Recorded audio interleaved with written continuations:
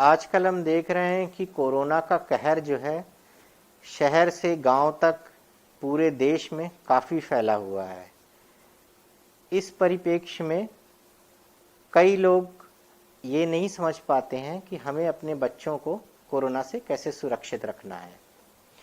पहली बात तो हमें ये समझना होगा कि बच्चों को जो कोरोना संक्रमण या इन्फेक्शन का रिस्क होता है और बीमारी से जो खतरा होता है, क्या वो एक एडल्ट या वयस्क के बराबर होता है या कम होता है। तो जितने भी शोध हुए या जितनी भी स्टडीज हुई हैं उनमें बच्चों को का जो इन्फेक्शन रेट है और बच्चों में जो कॉम्प्लिकेशंस हैं वो एडल्ट की अपेक्षा थोड़े से कम पाए गए हैं।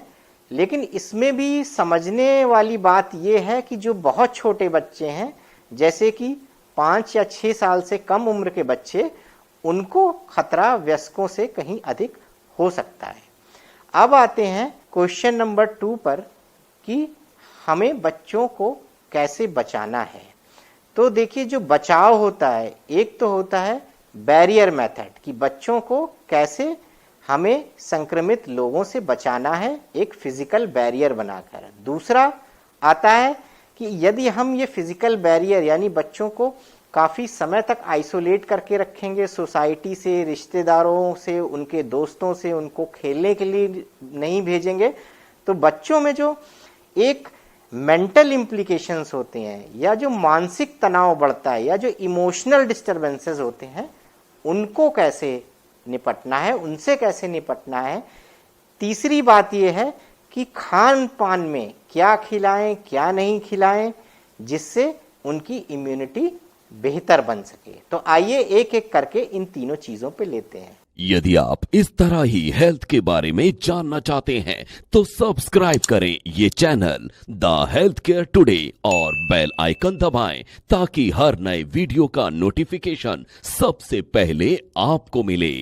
सबसे पहली जो मूलभूत चीज है वो है कि जितना हो सके हमें अपने बच्चों को और खुद को घर के अंदर सुरक्षित रखना है।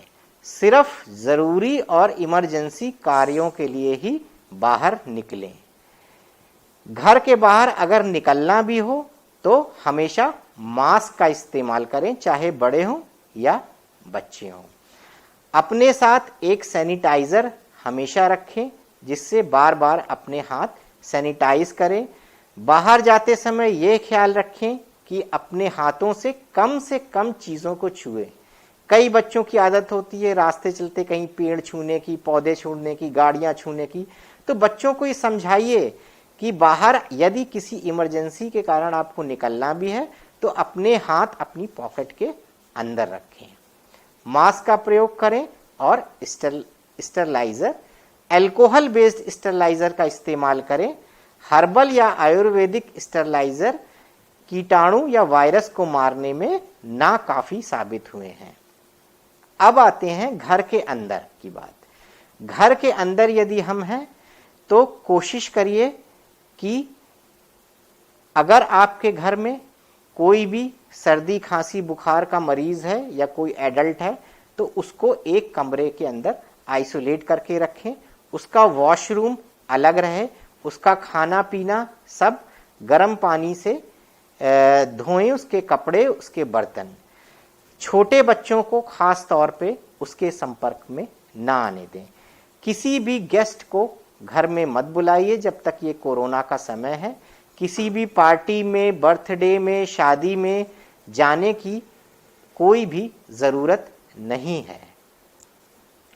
अब आते हैं कि यदि एक छोटे बच्चे को हम इतनी सारी प्रतिबंधित चीज़ें करेंगे, उसको बाहर खेलने से रोकेंगे, उसको मित्रों से नहीं मिलने देंगे, तो ये बात लाजमी है कि उसके मानसिक तनाव बढ़ेगा, वो एक अलग तरीके से वो बच्चा इरिटेबल होगा। तो ये कैसे मैनेज करें? तो बच्चे को किसी ना किसी कार्यों में आप उलझा कर रखिए। खास तौर पे आजकल जो मैंने देखा है कि माँ बाप ज़्यादातर टैबलेट का, मोबाइल का, टीवी का इस्तेमाल कर रहे हैं। उसकी जगह बेहतर ये होगा कि ड्राइंग बुक वगैरह आप खरीदिए, क्यूब खरीदिए, कुछ ऐसे इंगेजमेंट वाले खिलौने उसको दीजिए जिसमें उसका समय आसानी से कटे, वो ड्राइंग जैसी एक रचनात्मक चीजें करे, तथा आप भी उसमें रुचि लीजिए, उसको गाइड करिए। शतरंज जैसे खेल हैं, लूडो जैसे खेल हैं, यह इंडोर गेम खेलिए।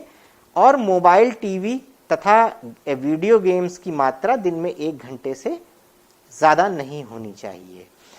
तीसरी बात आती है फिजिकल एक्टिविटी की। नॉर्मल तौर पे जब कोरोना नहीं था तो बच्चा बाहर जाता था, खेलता था, फिजिकल एक्टिविटी करता था, उसको भूख लगती थी, वो थक कर आराम से घर में आकर सो जाता था। लेकिन अभी के समय क्या है, क्योंकि बच्चा पूरा दिन घर में रहता है, वो थकता नहीं है, इसलिए ना ही उसको भूख लगती है, ना ही वो समय पर सोता है। तो इसके लिए मैं यह बोलूँगा कि किसी भी बच्चे के पसंदीदा गाने में आप बच्चे को भी नृत्य कराइए, डांस कराइए, तथा आप भी उसके साथ नाचिए। कम से कम 15-20 मिनट शाम के समय जब आप अपने सारे काम निपटा लें तो एक ये सेशन रखिए जिसमें घर वाले मिलकर साथ में डांस करिए, जिसमें बच्चे का फिजिकल एक्टिविटी होगा, आपका भी फिजिकल एक्टिविटी होगा, तो जो कैलोरीज होंगी वो बर्न होंगी तथा बच्चे को भूख लगेगी।